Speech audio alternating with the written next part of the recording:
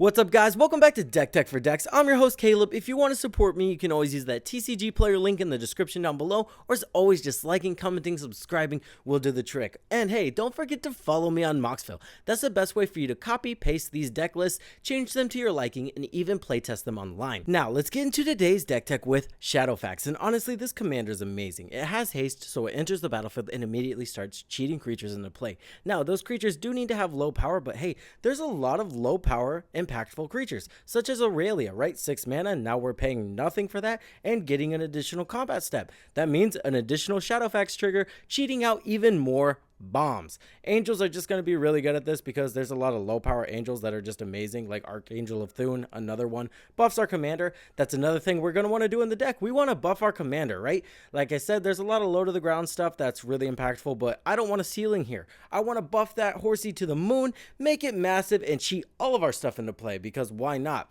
Godo Bandit Warlord is going to be amazing for this because we do run Sword of Hearth and Home. So it's simple.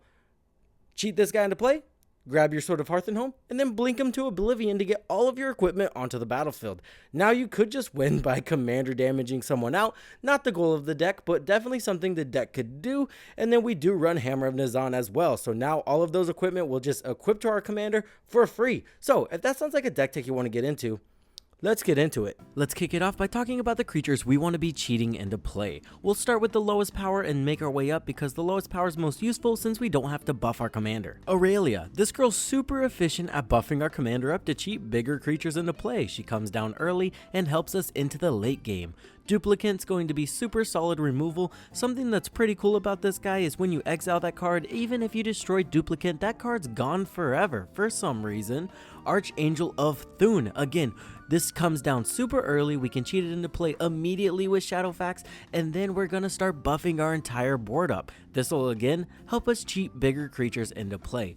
Angel of Destiny. This girl's completely busted, just making someone lose the game out of nowhere. It can cause some feel bads, but it is super powerful. Angel of Sanctions. Again, this is just solid removal that comes down early. Aurelia the War Leader. Now notably, she won't trigger when you cheat her into play because she's already tapped in attacking and she needs to attack to trigger her ability. But cheating a 6-drop into play is still really good. Erwin. Not only does this girl hit some very impactful creatures, anything with 4 power or more, it's also going to give us some solid protection for a turn, making it to where our commander can attack without any repercussions. Meteor Golem, just solid removal. We have Burnished Heart and Canoptic Wraith.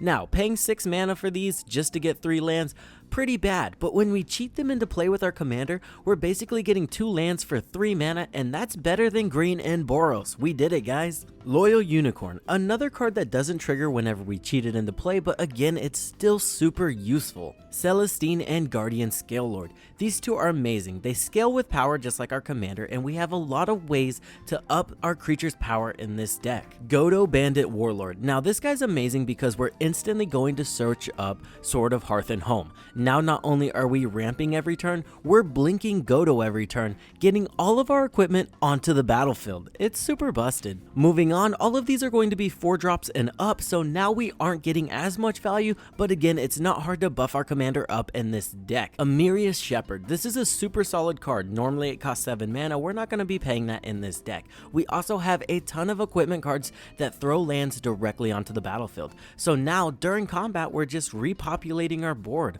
Port Razor. Now this one does synergize really well with our commander because he just needs to do combat damage to get that extra combat step. So even if we cheat him in with our commander, we're getting that extra combat step and we're cheating even more creatures into play. Combat Celebrant. 9 times out of 10 we're not cheating this guy into play, but the option is there, so I figured I'd include him here. Elish Norn. This one's super broken, right? Who would have thought? 4/7, just a 7 drop that kills all tokens onto the battlefield. Well, all low power tokens, but you know what I mean. She also is going to buff our commander to 6 power, which is going to let us cheat 90% of our deck into play. Battle Angels of Tyr. Now you won't get the Myriad trigger, but you will get the on damage trigger, so we can cheat him into play and then start getting a ton of value next turn. Angel of Serenity. This girl's so good because whenever she does get removed, usually you get the creatures back, but instead of getting them back, it's gonna send them back to their opponent's hand, putting them even farther behind. Karlach, Fury of Avernus. Again, an attack trigger, but honestly, we just want extra combat steps in this deck, and this is a creature that can get it done. Gisela, Blade of Gold Knight. I like this one because it's going to reduce the damage our commander takes while doubling the damage our opponents take from all sources. It's honestly pretty busted. Crested Sunmare. Now this one's solid because it is going to give our commander indestructible, and then we get the added benefit of whenever we gain life, we're just making more horses. Dragon Mage. I like this one because boom, we're just going to get a new hand every turn consistently, making sure we never run out of gas. Mirag. Now this guy might be a head scratcher at first because his landfall trigger only triggers on main phase, and we only have like 3 or 4 cards in the deck that can make that happen, so he comes off as looking very bad. But honestly, that buffing effect is broken and can win games. We already have a lot of extra combat steps in the deck, so now when we pair that with getting +1/+0 every combat step, that's going to be broken fast and honestly make it to where our creatures are hitting like a truck. Plus, hey, 1 extra combat step every turn is not terrible. And if we get a Burnished Heart into play, that's basically just game. Moving on to the core of the deck, we have Seize the Day. Surprise, surprise, more combat steps. Now I know this is only 1 creature, but honestly, just cheating more stuff into play using Shadowfax is exactly what this deck wants to do regardless.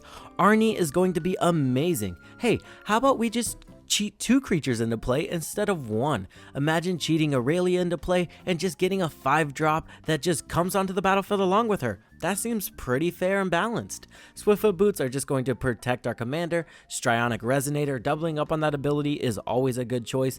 And then Sun Titan, just amazing recursion. Mr. God of Victory, not only is this going to give all of our creatures menace, making them extremely hard to block, it's also just going to make it to where they don't take any combat damage. So they're having to double block while losing creatures and not killing ours.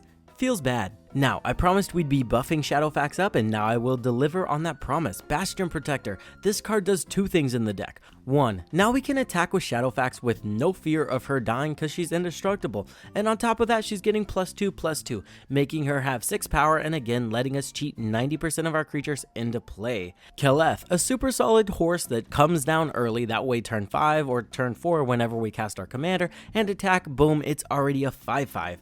Hammer of Nazan, an amazing second target for our Godo trigger, right? The first one's going to be Sword of Hearth and Home without question, and then next we're definitely grabbing Hammer of Nazan. Now our commander's indestructible and all the other equipment we tutor up is just gonna attach it right to our commander. Godsend will not only make our commander a 7/7, it's now just impossible to block it. Not impossible, but hey, people aren't going to block this. Sword of the Animist, +1, not the greatest, but we are putting lands into play in Boros, pretty good.